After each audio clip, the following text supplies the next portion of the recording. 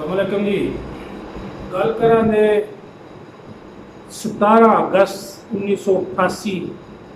पाकिस्तान का सब तो बड़ा नुकसान जिहदे विच जनरल मोहम्मद ज़ियाउल हक शहीद जिहदे त्यारे नूं हादसा पेश आया। उस रात हादसे के शहदा का सब तो बड़ा नुकसान पाकिस्तान के विच इस तो बड़ा कदे नुकसान नहीं होया जदों दा पाकिस्तान बने कि जिहदे विच तकरीबन 28 जनरल जिहड़े साडे आला उर्फा जिहदे विच 6 ब्रिगेडियर और 6 ब्रिगेड के नामरी मालक जिहड़े सन, उस तो इलावा कर्नल फिर जनरलों की एक तादाद 28 जिस मुल्क के 28 आला उर्फा मकाम से बहन वाले लोग शहीद किए जान उस मुल्क के बाद दे विच किस तरह निज़ाम चलेगा। ये आसमान वाले रब दे फैसले कि एक छोटे जे त्यारे दे विच जनाब मेरी साजिश के तहत कोई पेटियां जनाब मेरी अंबा दियां पेटियां ते जिहदे विच कुछ दुश्मन अनासर ने अपने बंदे भी मरवाए, जिहड़े कि सारी दुनिया को पता है कि उन्होंने अपने तो भी ग्रेक नहीं किया कि भी अपने भी उन्होंने 2-4 बंदे विच जिहड़े ने उन्होंने भी वसले जहन्नम किया। लेकिन असल गल जिहड़ी दस्सण वाली है कि इहो जिहा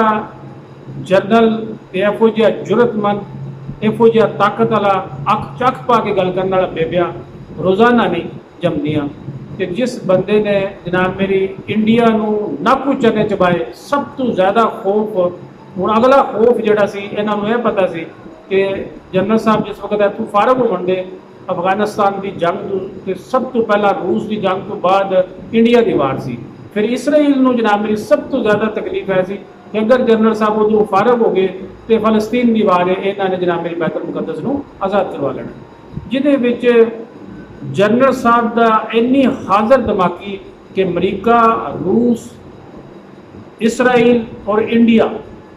सारिਆਂ ਨੂੰ मद्देनज़र रखदे होया जनाब मेरी अकला बंदा सारिਆਂ के मुकाबले के उत्ते हर किस्म की साजिश को नाकाम बनाते होया अल्लाह ताला की मेहरबानी नाल जनाब मेरी सर्वाइव कर रहा तरक्की करते होया और मुल्क को भी जनाब मेरी एटम बम की ताकत बनाते होया बिल्कुल दिन रात जनाब मेरी उन्हें एक कर छड़ी, जिहदे विच बड़ियां लोगों को इस चीज़ दी जनाब मेरी तकलीफां सी जिहड़े दिन रात सोचते सी कि जनरल साहब का किस तरह जनाब मेरी खात्मा किया जाए। हालांकि उन्होंने कई साजिशा एक दफ़ा उन्होंने इंडिया के विचों अपना त्यारा बिल्कुल रात को 4 बजे फजर के टाइम नाल उन्होंने हमले का पूरी साजिश कर ली थी, जिहदे जनरल साहब को 12 बजे पता चला 3 घंटे पहला उन्हें कहा तुसीं जनाब मेरी हमला कर दो।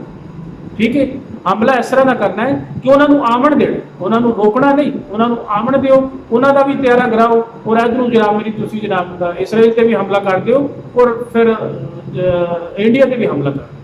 फिर उन्होंने खबर लगी खुफिया जनाब मेरी अमेरिका की एजेंसी के ISI जनाब मेरी CID ने यह गल कही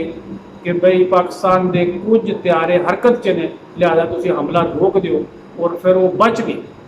फिर उन्होंने बचा तो लिया लेकिन पता चल गया सुबह फिर जनरल साहब ने सवेरे बयान दिता कि अगर तुम रात को आते तो फिर तो आखिरी तो समझ लो खात्मा सी, क्योंकि मैं सोच लिया 3 घंटिया में उन्हें 3 मुल्कों नाल जंग लाने वास्ते भी इरादा रखते सन, जिन्हों के इरादे पुख्ता होने उन्होंने नाल अल्लाह की मदद होती, उन्होंने खौफ नहीं होता। और फिर उस वक्त दसते हैं कि 4 बंदियां की जरूरत सी इसराइल के जाने वास्ते, तैयारियां दे विच 4 बंदियां की जरूरत सी, 10 बंदे साढ़े 10 पायलट तैयार हो गए सी कि असीं जाने वास्ते तैयार है। हर बंदे नूं अपनी शहादत वास्ते लोग फखर नाल जनाब मेरी कहते सी कि सानूं जाण दिओ, क्योंकि मैनेजमेंट इस तरह की सी, जनरली इस तरह की सी, कुव्वत वाले लोग सन, गैरतमंद लोग सन, जुरत वाले लोग सन, दीन जानते सन। जनरल साहब दी गल्लां करिए तो कई दिन कई साल लग जान। जनरल साहब ने दीन के वास्ते इन्ना जनाब मेरी काम किया कि अन करीब उन्हें जनाब इस्लामी कानून नाफज कर सकना सी कि उन्हें तकरीबन कह सकते हैं कि 90% यह भी एक तकलीफ थी, यह भी लाबी वास्ते एक साजिश थी, तकलीफ दे अमल सी कि 90% उस शख्स ने काम तैयार कर लिया सी कि मैं पाकिस्तान के इस्लामी कानून के मुताबिक जनाब मेरी जोड़े जानी सन, शराबी सन, चोर सन, बड़ी सख्त सजा दिंदा सी और वो जिस वक्त लागू अगर हो जाता ये तो फिर बाद उन्होंने गवर्नमेंट तो बाद फिर जी दूसरी गवर्नमेंट आई उस उन्हें टोटल वो बनाए हुए सारे कानूनों को जोड़ा और रिजेक्ट करके अपना एक कानून बनाया जिहदे